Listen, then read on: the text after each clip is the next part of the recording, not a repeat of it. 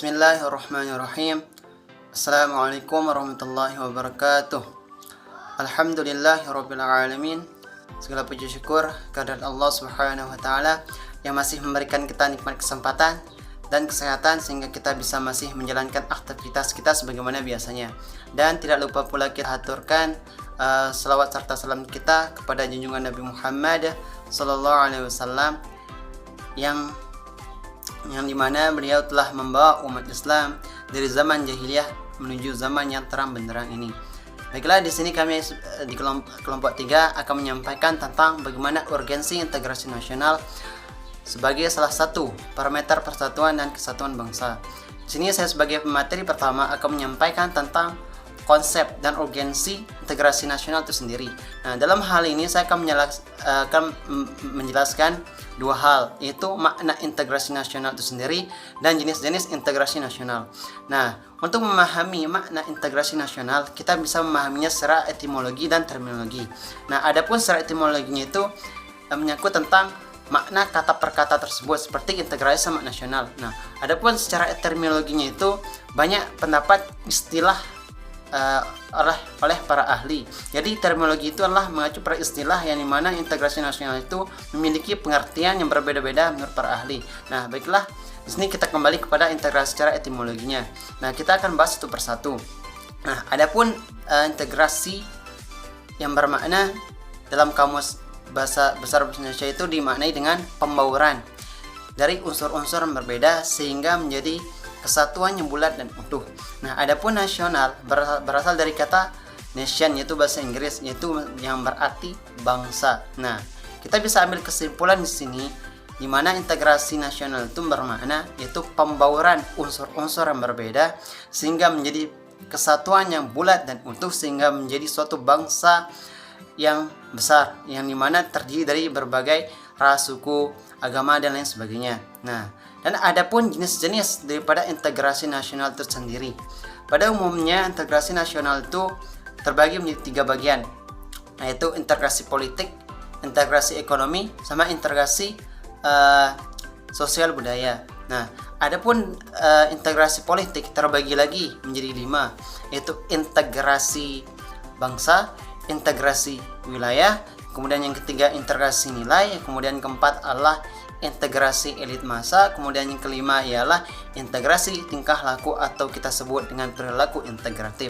Nah, di sini kemudian kita beralih lagi ke integrasi ekonomi. Nah, kalau integrasi ekonomi ini erat kaitannya dengan saling ketergantungan masyarakat, sehingga di dalam masyarakat akan menciptakan suatu konsep yang dimana dia akan bekerja sama dalam penentuan norma, aturan, dan prosedur dalam memenuhi kebutuhannya sehari-hari. Nah, di mana integrasi ekonomi ini akan menghapus atau meniadakan batasan-batasan yang ada di setiap wilayah. Untuk apa? Untuk memenuhi setiap kebutuhan yang diperlukan oleh setiap daerah-daerah. Nah, karena setiap daerah akan mempunyai keuntungan dan kelemahannya masing-masing, sehingga perlu saling ketergantungannya sehingga menciptakan suatu namanya konsep atau aturan bersama dalam memenuhi kebutuhannya sehari-hari. Kemudian ada pun yang disebut dengan integrasi sosial budaya. Nah, integrasi sosial budaya ini adalah persatuan dari unsur-unsur yang berbeda. Ini sama halnya dengan kayak tadi integrasi bangsa, di mana integrasi sosial budaya ini adalah penyatuan dari unsur-unsur yang berbeda seperti ras, suku, agama, dan sistem dan nilai dan lain sebagainya. Nah, itulah beberapa penjelasan tentang makna daripada integrasi nasional sama jenis-jenisnya. Mungkin hanya itu yang bisa saya sampaikan sebagai pemateri pertama. Untuk pemateri keduanya saya persilahkan. Baik, saya pemateri kedua yaitu pajak sebagai instrumen memperkokoh integrasi nasional. Salah satu tujuan negara Republik Indonesia sebagaimana terdapat dalam alinea Undang-Undang Dasar 1945 adalah menjunjung kesejahteraan umum. Kesejahteraan umum akan dapat dicapai atau akan lebih dicapai apabila keuangan negara sehat, atau lebih dengan kata lain negara memiliki dana yang cukup untuk membiayai seluruh kegiatan yang diperlukan untuk menunjukkan tujuan negara, yaitu memajukan kesejahteraan umum tersebut. Tidak bisa dilepaskan dari sumber-sumber penerimaan negara. Salah satu sumber negara adalah penerimaan dari sektor pajak. Dalam kurun waktu 5 tahun terakhir, penerimaan pajak merupakan sumber pendapatan negara yang utama. Pada anggaran pendapatan belanja tahun 2016, pemerintah menargetkan pendapatan yang bersumber dari pemerintahan pajak adalah sekitar 1.360 triliun atau sebesar 74,63% dari penerimaan negara secara keseluruhan. Sekian, terima kasih. Di sini saya akan melanjutkan materi dari pemateri sebelumnya, yaitu bagian C, membangun argumentasi tentang dinamika dan tentang integrasi nasional. Yang pertama itu dinamika integrasi internasional di Indonesia sejak kita bernegara tahun 1995. Upaya pembangunan integrasi terus-menerus dilakukan. Contohnya peristiwa integrasi berdasarkan 5 jenis integrasi sebagai berikut. Yang pertama yaitu ada integrasi bangsa tanggal 15 Agustus 2005 melalui MOU Memorandum of Understanding di Vantaa, Helsinki, dan Finlandia. Yang kedua itu ada integrasi wilayah melalui deklarasi Juanda tanggal 13 November 1957. Yang ketiga itu ada integrasi nilai melalui kurikulum 1975, mulai diberikannya mata pelajaran pendidikan moral Pancasila atau PMP di sekolah. Dan di kurikulum 2013 terdapat mata pelajaran pendidikan Pancasila atau PPKN. Yang keempat, ada integrasi elit massa, misalnya kunjungan ke daerah, temu kader PPK, dan kotak pos presiden. Kedekatan yang sifatnya mendekatkan elit dan massa akan menguatkan dimensi vertikal integrasi nasional. Dan yang terakhir, yang kelima, integrasi tingkah laku atau perilaku integratif. Mewujudkan perilaku integratif dilakukan dan pembentukan lembaga-lembaga politik dan pemerintahan. Pembentukan lembaga-lembaga politik dan birokrasi di Indonesia diawali dengan hasil sidang pertama PPKI tanggal 18 Agustus 1945, yakni memilih presiden dan wakil presiden. Sidang PPKI kedua tanggal 19 Agustus 1945 memutuskan pembentukan 12 kementerian dan 8 provinsi di Indonesia. Kemudian ada tantangan dalam membangun integrasi, yaitu ada 2 dimensi, yaitu dimensi vertikal dan dimensi horizontal. Tantangan yang berkenaan dengan pembelahan horizontal yang berakar pada perbedaan suku, agama, ras, dan geografi. Sedangkan dalam dimensi vertikal, tantangan yang ada adalah berupa celah perbedaan antara elit dan massa, di mana latar belakang pendidikan perkotaan menyebabkan kaum elit berbeda dari massa yang cenderung berpandangan tradisional. Baik, selanjutnya di sini saya sebagai pemateri terakhir akan membahas tentang mendeskripsikan esensi dan urgensi integrasi nasional. Masyarakat yang terintegrasi dengan baik merupakan harapan bagi suatu negara, sebab integrasi masyarakat merupakan kondisi yang sangat diperlukan bagi suatu negara untuk kejayaan nasional demi mencapai tujuan yang diharapkan.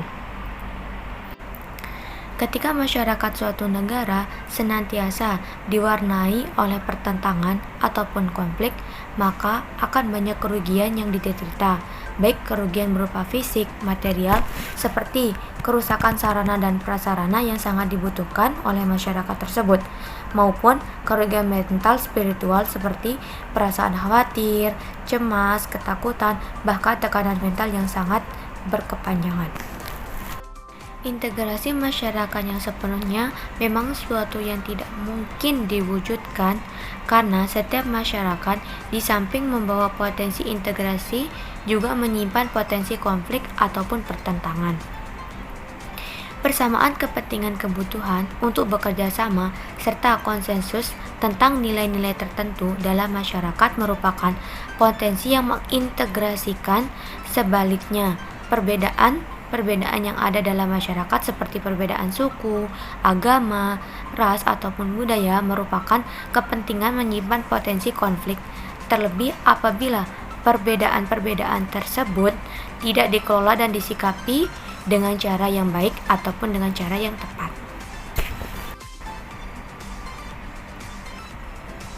Namun, apapun kondisinya, integrasi masyarakat merupakan suatu yang sangat dibutuhkan untuk membangun kejayaan bangsa dan negara, sehingga perlu senantiasa diupayakan. Kegagalan dalam mengintegrasi masyarakat berarti kegagalan untuk membangun suatu bangsa ataupun kejayaan nasional. Bahkan dapat mengancam kelangsungan hidup bangsa dan negara yang bersangkutan. Mungkin hanya itu yang saya Baik, saya ucapkan banyak-banyak terima kasih kepada rekan-rekan yang telah menjelaskan setiap materi yang disampaikan. Nah, di sini saya akan menyampaikan beberapa kesimpulan yang telah disampaikan oleh rekan-rekan kami terkait materi yang disampaikan tadi. Nah, di mana integrasi itu merupakan suatu pembauran sehingga menjadi suatu kesatuan yang utuh, sehingga menciptakan suatu kebangsaan yang besar. Kemudian ada pun jenis-jenis pada integrasi nasional itu sendiri, yaitu ada 3, yaitu integrasi politik, integrasi ekonomi, dan integrasi sosial budaya. Dan ada pun hambatan-hambatan yang menjadikan integrasi itu terhambat untuk tercipta. Di antaranya ada 2 tantangan, yaitu tantangan yang pertama secara horizontal dan vertikal. Nah, tantangan secara horizontal itu merupakan tantangan yang dimana yang berkenaan dengan ras, suku, agama, antar golongan dan lain sebagainya, yang menyebabkan susah terjadinya suatu kesatuan yang utuh disebabkan perbedaan yang begitu banyak.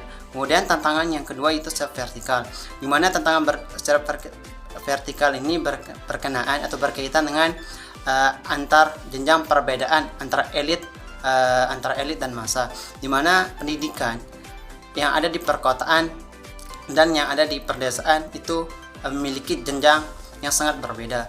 Nah, kemudian adapun secara pembentukan integrasi yang baik itu akan menjadi suatu harapan bagi suatu negara untuk menjalin hubungan antar suku, ras, dan agama jikalau diciptakan suatu integrasi nasional yang bisa mampu menciptakan suatu persatuan yang utuh antar ras, golongan, agama, dan lain sebagainya. Mungkin hanya itu yang bisa disampaikan oleh kelompok 3. Saya ucapkan banyak-banyak terima kasih, dan apabila ada kekurangan dan salah kata dari kami, mohon untuk diberi masukan dan lain sebagainya. Sekian dari kami dari kelompok 3. Wassalamualaikum warahmatullahi wabarakatuh.